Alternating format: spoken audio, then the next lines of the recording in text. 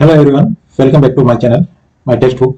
आज हम शुरू करने जा रहे हैं क्लास 10 का chapter number 3 two stories about flying, जिसमें फर्स्ट स्टोरी है हिज फर्स्ट फ्लाइट, जिसके राइटर हैं विलियम ओ फ्लाटी का जन्म 28 अगस्त 1896 में हुआ था और इनकी जो डेथ थी वो 7 सितंबर 1984 में हुई थी। was an Irish novelist, Irish उपन्यासकार थे एंड शॉर्ट स्टोरी राइटर। साथ ही जो लघु कथाकार के रूप में भी ये प्रसिद्ध थे। लघु कथाएं, छोटी शॉर्ट स्टोरीज ये लिखा करते थे and one of the foremost socialist writer in the first part of the 20th century. 20वीं शताब्दी में ये सामाजिक लेखक के रूप में इन्होंने कार्य किया। जो समाज से रिलेटेड समस्याएं थी उनके ऊपर इन्होंने लिखा 20th सेंचुरी के शुरुआत के अंदर। Writing about the common people's experience, आम आदमी के अनुभवों के बारे में इन्होंने लिखा।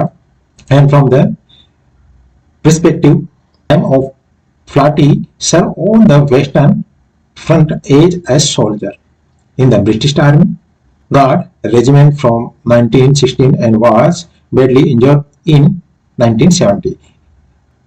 तो लाइम ऑफ फ्लाटी ने ब्रिटिश आर्मी के अंदर भी सेवाएं अपनी दी थी और 1916 के अंदर गार्ड रेजिमेंट के अंदर ये रहे। और हेनरी ने, लाइम ऑफ फ्लाटी ने ब्रिटिश आर्मी के अंदर अपनी सेवाएं दी एक सोल्जर के रूप में और 1917 के अंदर ये युद्ध के अंदर जख्मी हो गए थे। He was founding member of the communist party of Ireland. Ireland के अंदर इन्होंने एक पार्टी बनाई, उसकी स्थापना की। तो बच्चों, आज का जो ये चैप्टर है ये एक कहानी है हिज फर्स्ट फ्लाइट लाइम ओ फ्लाटी के बारे में। अबाउट फ्लाइंग का पार्ट फर्स्ट हम पढ़ने जा रहे हैं, जिसका नाम है हिज फर्स्ट फ्लाइट, विलियम ओ फ्लाटी के द्वारा लिखी गई है। ये एक युवा सीगल पर आधारित है जो अपनी पहली उड़ान लेने से डरता था, क्योंकि उसके डर था कि उसके पंख उड़ते समय उसका समर्थन नहीं करेंगे। हालांकि उनके सभी भाई बहनों ने उनके छोटे पंख होने के बावजूद निडर होकर खुली हवा में उड़ने का संकल्प लिया। इसके विपरीत युवा पक्षी अपने पंखों पर अविश्वास के कारण डुबकी लगाने का साहस नहीं जुटा सका। उड़ने की कोशिश करते हुए जब भी उसने कगार की ओर आगे आने की कोशिश की तब तक वह डर गया और वापस चला गया। उसके माता पिता उसे लगातार डांटते धमकाते थे कि जब तक वह उड़ता नहीं है तब तक उसे अकेले ही किनारे पर भूखा रहना पड़ेगा, लेकिन उसकी सारी कोशिशें बेकार गई। वह बस अपने माता पिता को, अपने भाई बहनों को लहरों को पार करना और मछली के लिए गोता लगाना सिखाते हुए देखता रहा। फिर एक अच्छे साफ दिन, यानी कि किसी अन्य दिन, वो पूरा परिवार एक बड़े पठार पर गया और युवा सीगल को उसकी कायरता के लिए ताना मारा। जैसे ही सूरज की किरणों ने उसके किनारे पर चमक डाली, वह गर्मी महसूस करने लगा और पिछली रात से भूख से मर ही रहा था। और तभी इस युवा पक्षी ने अपनी माँ से कुछ खाने की विनती की। जब उसकी माँ ने जल्दी से मछली का एक टुकड़ा उठाया और उसके पास उड़ के पहुंच गए तो वह बहुत खुश हुआ और चिल्लाने लगा और वह बहुत उत्सुकता से बाहर छुप गया और भूख से व्याकुल मछली पर कूद पड़ा। तब अचानक वो बाहर की ओर खुली जगह में गिर गया और तब वो एक आतंक ने उसे जकड़ लिया, क्योंकि उसे लग रहा था कि वह अब नीचे गिर रहा है, लेकिन होता इसके उल्टा है। जैसे नीचे गिरता है वो उड़ना सीख जाता है और उड़ान भर लेता है। तो चलिए स्टोरी शुरू करते हैं।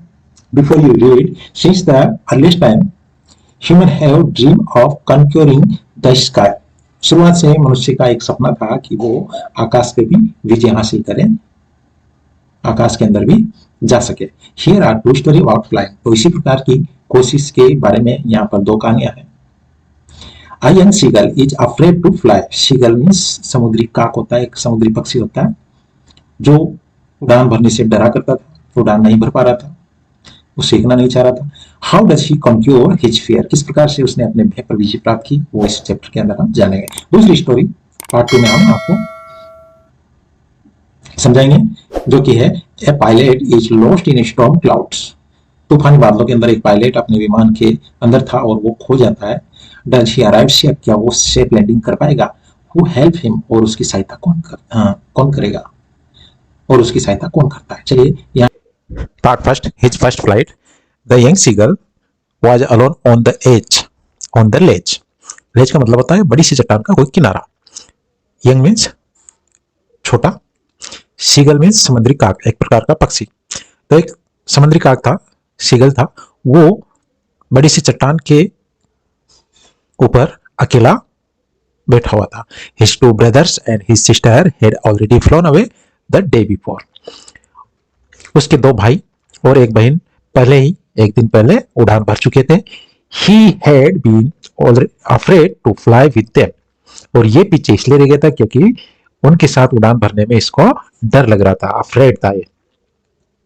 Somehow when he had taken a little run forward to the brink of the ledge and attempted to flap his wings, he became afraid. किसी प्रकार से इसने हिम्मत जुटाकर जब प्रयास किया थोड़ा आगे दौड़ते हुए जाने का, और जैसे ये दौड़कर ब्रिंक पर जाता, किनारे पर जाता, उस लेज के किनारे पर, तो वहां अपने पंखों को ये खोलने का प्रयास करता, फ्लैप करने का। तभी ये अफ्रेड हो जाता और खोल नहीं पाता। तो दौड़कर चला भी जाता, किनारे पर जाकर पंखों को खोलने का प्रयास करता, लेकिन वहां पर असफल हो जाता क्योंकि ये अफ्रेड था, डर था, तो अपने विंग्स को नहीं खोल पाता। The great expanse of sea stretched out beneath, beneath means नीचे, नीचे जो विस्तृत समुद्र था वो फैला हुआ था। स्ट्रेच मींस फैला हुआ होना, एक्सपांस मींस विस्तृत। And it was such a long way down, mile down, और समुद्र इतना गहरा था, नीचे मीलों गहरा। He felt certain that his wings would never support him. उसे ये निश्चित विश्वास था, निश्चय हो गया था कि उसके जो विंग्स है, पंख है, वो यदि वो उड़ान भरेगा तो कभी भी उसका साथ नहीं देंगे और वो बीच में ही समंदर के अंदर गिर जाएगा। So he bent his head, इसलिए वो अपने सिर को झुका लेता है। And run away back to the little hole under the ledge, ledge के अंदर एक होल बना हुआ था छोटा सा, तो उस होल के अंदर वो वापस दौड़कर चला जाता है। Where he slept at night, उसी होल के अंदर जहां पर वो रात को सोया करता था। Even when each of his brother and his little sister, यहां तक कि उसके भाई बहनों में, दोनों भाई और एक छोटी बहनों ने, हुज विंग्स वर फार शॉर्टर देन हिज ओन, और मींस स्वयं के, उन तीनों के जो पंख थे इससे कुछ छोटे थे, फिर भी उन्होंने क्या किया, रन टू द ब्रिंक, वो ब्रिंक तक, किनारे तक दौड़ते हुए गए। फ्लैप देयर विंग्स, अपने पंखों को खोला उन्होंने। एंड फ्ली अवे, और उड़कर चले गए। He fail to muster of courage to take their plunge which appear to him so desperate, desperate means निराशाजनक, और यहां पर प्लंज का मतलब होता है छलांग लगा देना। और इस प्रकार से मस्टर्ड यहां पर है जुटाना, तो वो कुल मिला के साहस जुटाने में असफल था। क्यों असफल था? क्योंकि जब उसे छलांग लगानी होती थी तो ये कार्य उसको काफी डिस्परेट करता था, निराशा प्रदान करता था, वो निराश हो जाया करता था उस समय, और वो उड़ने में फेल हो जाता था। His father and mother had come around, calling to him silly, upbraiding him, threatening him to let him starve on his ledge unless he flew away. But for the life of him he could not move. तो उसके माता पिता चीखते हुए, Srila means चीखते हुए, Srila means चीखते हुए उड़ान भरते हैं उसके चारों ओर, और उसको अपब्रेडिंग करते हैं, फटकारते हैं, यानी कि डांटते हैं। थ्रेटिंग का मतलब भी उसको कोसना होता है, स्कोल्ड करना। और वो कहते हैं कि उसे भूखा मरना पड़ेगा, स्टार भूखा मरना उस लेज के अंदर ही, चट्टान के ऊपर ही, अनलेस ही फ्ली अवे, यदि वो उड़ान नहीं भरेगा तो। But for the life of him he could not move, लेकिन अपने जीवन को बचाए रखने की लालच में वो उड़ान नहीं भरता, अपने जीवन के खातिर, जिंदा रहने की खातिर। That was 24 hours ago, और ये सब बातें अब 24 घंटे पुरानी हो चुकी थी। Since then, और तब से, nobody had come near him, तब से कोई भी उसके पास में नहीं आया था। The day before, एक दिन पहले, all day long, पूरे दिन, he had watched his parents, उसने अपने माता पिता को देखा, क्या करते हुए, flying about with his brothers and sister, अपने जो दो भाई थे और एक छोटी बहन थी उनके साथ में उड़ते हुए पूरे दिन देखा। Perfecting them in the art of flight, flight means उड़ान भरना, और वो पूरे दिन उड़कर क्या कर रहे थे, माता पिता उन तीनों बच्चों को परफेक्ट कर रहे थे, यानी निपुण कर रहे थे उड़ने की जो कला होती है, आर्ट होती है उसमें, कि how to flight. Teaching them how to skim the waves, waves का मतलब समुद्र की जो लहरें होती है पानी की, उनको कहा जाता है। स्किम का मतलब किसी चीज के बिल्कुल नजदीक से होकर गुजरना, छूकर गुजरना। तो उनको ये सिखाया जा रहा था कि किस प्रकार से लहरों के बिल्कुल पास से गुजरा जाए, and how to dive for fish, और मछली के लिए किस प्रकार से डाइव किया जाए, गोता लगाया जाए, यानी पानी के अंदर से भी पंजों में मछली को या चोंच में मछली को किस प्रकार से पकड़ा जाए शिकार करने के नजरिए से। He had in fact seen his older brother catch his first herring. वास्तव में उसने ये भी देखा था कि उसका जो बड़ा भाई था उसने अपनी पहली जो हेरिंग होती है वो कैच कर ली थी, पकड़ ली थी। हेरिंग यहाँ पर एक मछली की प्रजाति है। एंड डिवाउर इट, डिवाउर का मतलब होता है निगल जाना, और इसके बाद में वो उस मछली को डिवाउर कर गया यानी निगल गया। स्टैंडिंग ऑन अ रॉक, और इस दौरान वो एक चट्टान के ऊपर खड़ा था। रॉक में चट्टान। While his parents circled around raising a proud cackle, cackle का मतलब होता है चीखते हुए, के की आवाज में जो बर्ड्स करते हैं वैसे। इस दौरान उसके माता पिता उसके चारों ओर उड़ान भरते हैं और केकल करते हैं एक गर्व के साथ, प्राउड के साथ। And all the morning the whole family had walked about on the big plateau midway down the opposite cliff taunting him with his cowardice. Cowardice का मतलब होता है कायरता, टॉन्टिंग का मतलब ताने मारना, और ये जो क्लिफ है, क्लिफ का मतलब होता है चट्टान। प्लेटो, प्लेटो मीन्स जो ऊंचा स्थान होता है उसे पठार बोला जाता है। तो उस सवेरे पूरा परिवार उसके आसपास एक पठार था, वहां पर एक चट्टान और पठार के बीच में उड़ान भरते रहे और उसको टॉन्टिंग करते रहे, ताने मारते रहे उसकी कायरता के लिए, कावर्डिक यानी कावर्डनेस के लिए।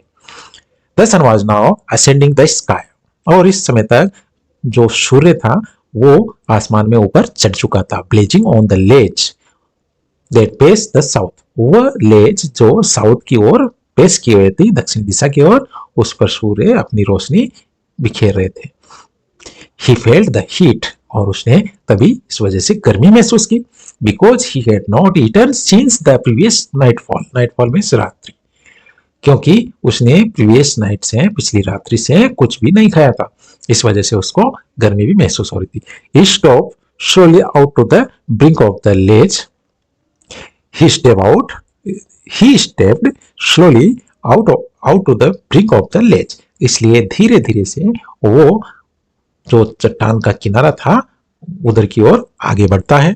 And standing on one leg with the other leg hidden under his wing, और वहां जाकर ब्रिंक के पास अपने एक पैर पर खड़ा हो जाता है, जबकि दूसरे पैर को वो अपने पंखों में छिपा लेता है। ही क्लोज वन आइज, साथ ही अपनी एक आंख को बंद कर लेता है। देन द अदर, इसके बाद में दूसरी आंख भी बंद कर लेता है। तो यहाँ पर ये एक लेज है और ये पक्षी है, बाकी माता पिता उड़ रहे हैं, 3 बच्चे उड़ रहे हैं, सामने समंदर है, और इस प्रकार से जो ऊंचा एरिया है ये चट्टान है, Cliff.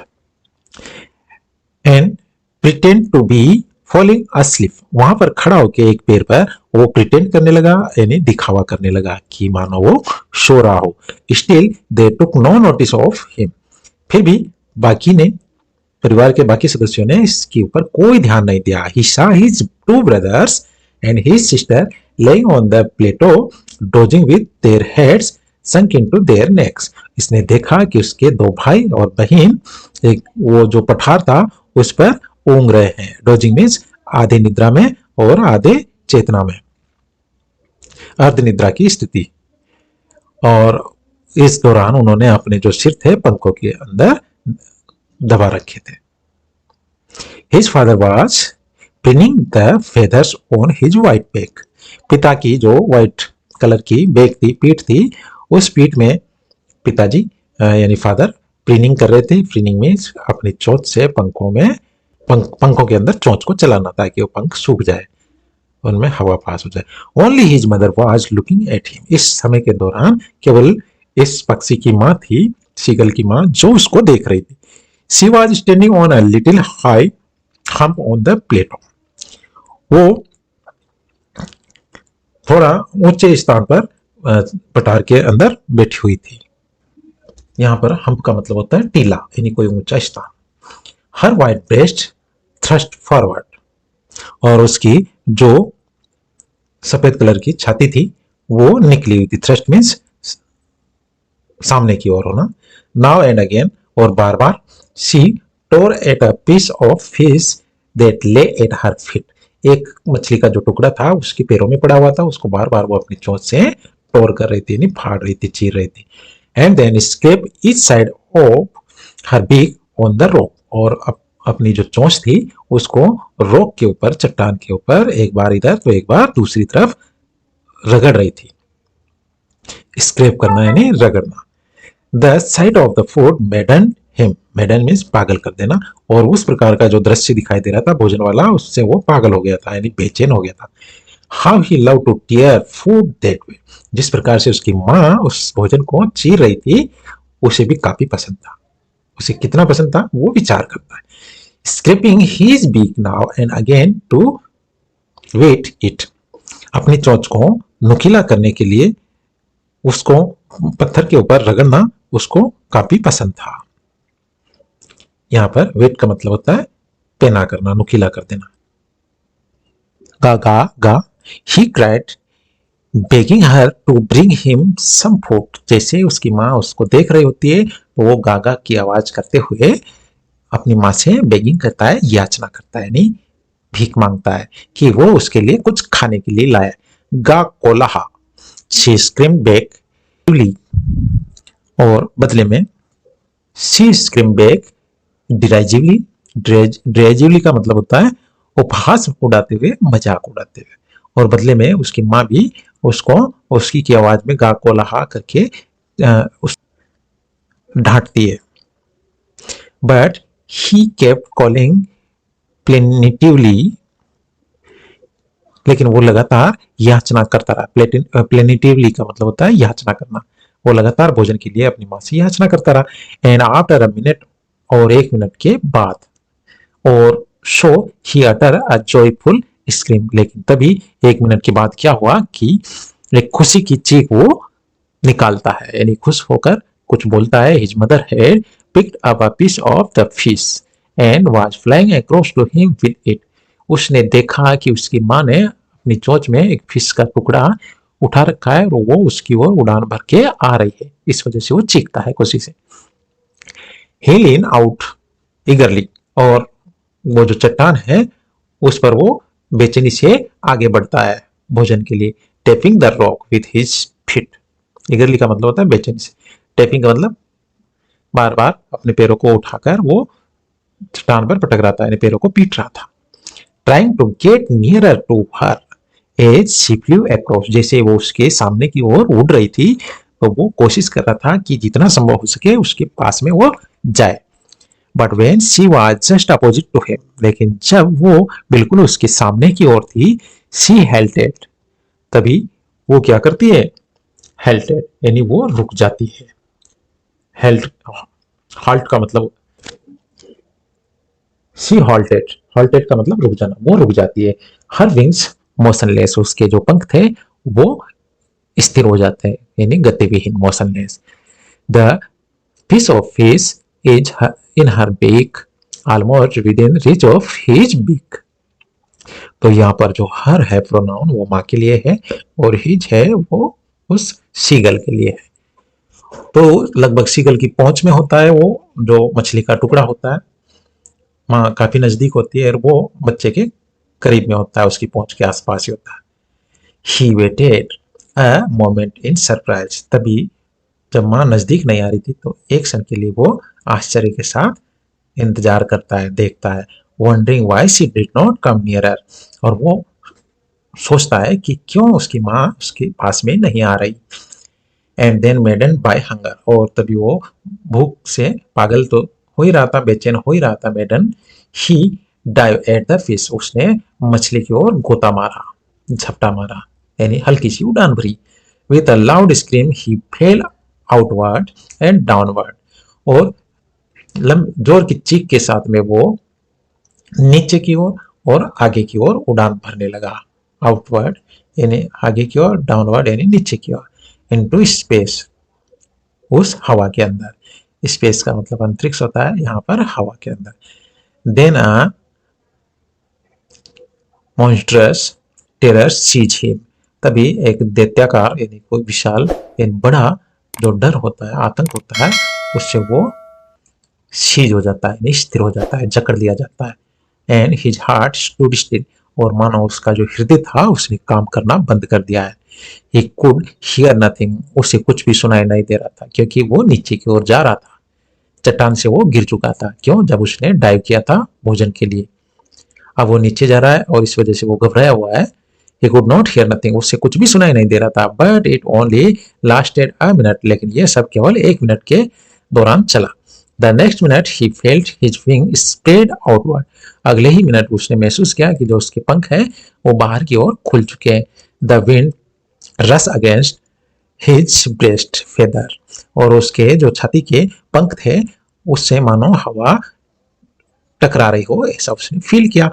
Then under his stomach and against his wings, और इसके बाद में वो महसूस करने लगा कि उसके स्टमक के नीचे यानी पेट के नीचे और पंखों से हवा टकरा रही है। He could feel the tip of his wings cutting through the air, वो महसूस कर पा रहा था कि जो उसके किनारे हैं पंखों के वो हवा को काट रहे हैं। टिप, टिप का मतलब किनारे।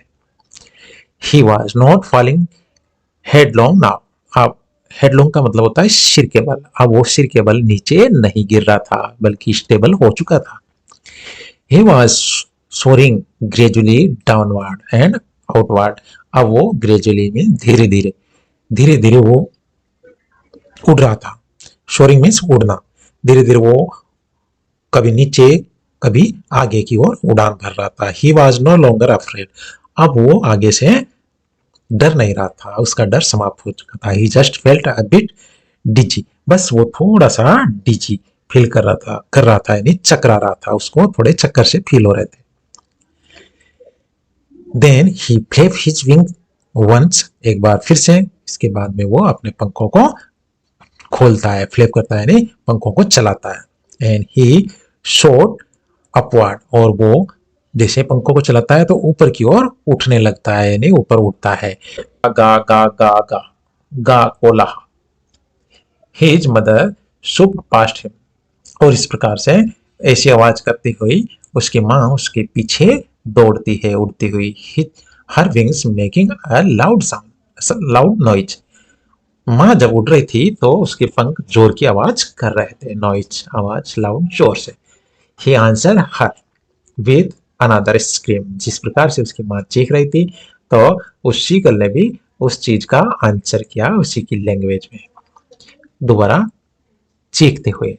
Then his father flew over him screaming, इसके बाद में उसके जो पिता थे वो भी स्क्रीमिंग करते हुए उसके ऊपर उड़ते हैं उसी के आसपास। He saw his two brothers and his sister flying around him, उसने देखा कि उसके 2 भाई और जो बहन थी वो भी उसके चारों ओर उड़ रहे थे। And curveting and banking and snoring and diving, और उस समय तक वो क्या कर रहे थे?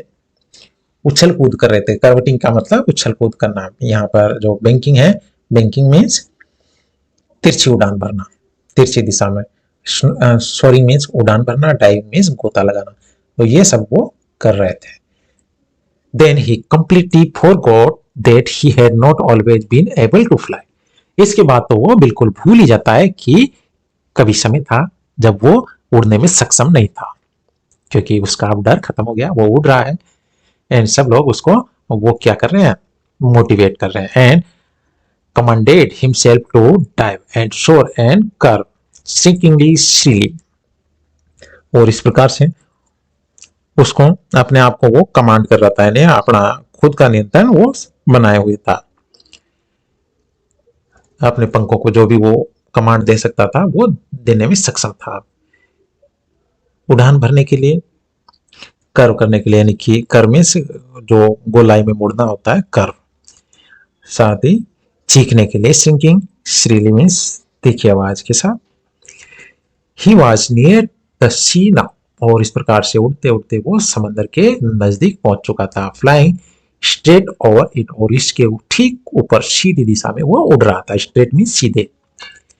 Passing straight out over the ocean, और इसके सामने लंबवत आगे समंदर फैला हुआ था। ही सा वास्ट ग्रीन सी बेंथ हिम, उसने देखा कि एक विस्तृत हरा समंदर इसके नीचे था। बेंथ मीन्स नीचे, वास्ट मीन्स विस्तृत। विथ लिटिल रिक्ट moving over it, and he turned his beak sideway and caught amusedly. amusedly का मतलब खुशी से, काट का मतलब काव काव करना, काट।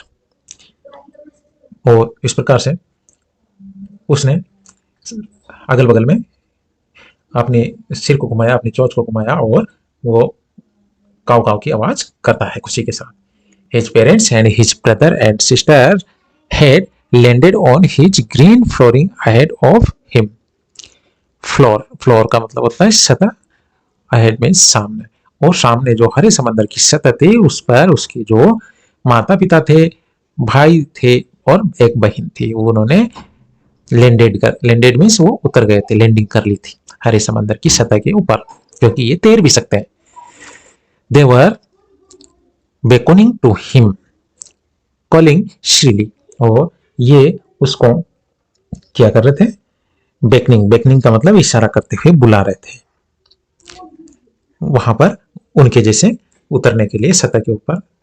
He drove his leg to stand on the green sea, तो इसने भी प्रयास किया और अपने जो लेग थे ग्रीन सी के ऊपर, समंदर के ऊपर टिकाने का प्रयास किया, ये उतर जाता है। His legs sank into it, लेकिन ऐसा होता नहीं है और उसके जो पैर थे वो पानी के अंदर डूब जाते हैं। He screamed with fright, और वो चीखता है डर की वजह से कि वो डूबने वाला था, उसको ऐसा महसूस होता है। And attempted to rise again flapping his wings, और अपने विंग्स को फ्लैपिंग करते हुए वो अटेम्प्ट करता है, प्रयास करता है फिर से उड़ान भरने की। बट ही वाज टायर्ड, लेकिन वो थक चुका था। एंड वीक, और साथ ही कमजोर भी था। विद हंगर, किसकी वजह से, क्योंकि उसने पिछले काफी समय से कुछ खाया नहीं था, भूख लगी हुई थी। And he could not rise, इस वजह से वो वापस उड़ान नहीं भर पाया, उठ नहीं सका। राइज मीन्स उठना। एग्जॉस्टेड, क्योंकि थका हुआ था। बाय द स्ट्रेंज एक्सरसाइज, और ये उसके लिए तो काफी स्ट्रेंज थी क्योंकि पहली बार की थी एक्सरसाइज, अभ्यास, इसकी वजह से वो एग्जॉस्टेड हो गया था, थक चुका था। His feet sink into the green sea, और उसके जो पैर थे वो हरे समंदर में सिंक हो गए थे, डूब गए थे। And then his belly touch it, और तभी पैरों के डूबने के उपरांत बारी आती है इसकी बेली की, पेट की, वो भी पानी पे टच हो जाता है। And he sank no further, further means आगे, लेकिन जैसे बेली टच होता है ये आगे नहीं डूबता है, वहीं पर रुक जाता है, यानी तैरना इसका स्टार्ट हो जाता है। He was floating on it, float means तैरना, वो उसके ऊपर तैर रहा था। And around him his family was screaming, उसके आसपास उसका परिवार चीख रहा था खुशी से। Praising him, उसकी प्रशंसा कर रहा था। And their beaks were offering him scraps of dogfish, dogfish एक वेराइटी है मछली की, वो परिवार उसका इस प्रकार से जो स्क्रैप थे, टुकड़े थे डॉगफिश के, वो ऑफर कर रहा था, उसको दे रहा था। He had made his first flight, और इस प्रकार से उसने अपनी पहली उड़ान भर ली थी। तो बच्चों ये था चैप्टर पूरा होता है। इसके बाद में हम पार्ट 2 में इसका जो सेकंड भाग है उसको करेंगे। तो यदि चैनल पर आप पहली बार विजिट कर रहे हैं तो इसको सब्सक्राइब जरूर करें, ताकि इसके जो भी क्लास 10 के नए नए वीडियोज है अगले चैप्टर के, उसका नोटिफिकेशन आपको मिलता रहे। और वीडियो कैसा लगा कमेंट करके जरूर बताएं। साथ ही जो छात्र हमारे चैनल से जुड़े हुए नहीं है उन तक भी इसका लाभ पहुंचे, उनको भी जानकारी हो, फायदा मिले, इसके लिए शेयर जरूर करें। धन्यवाद।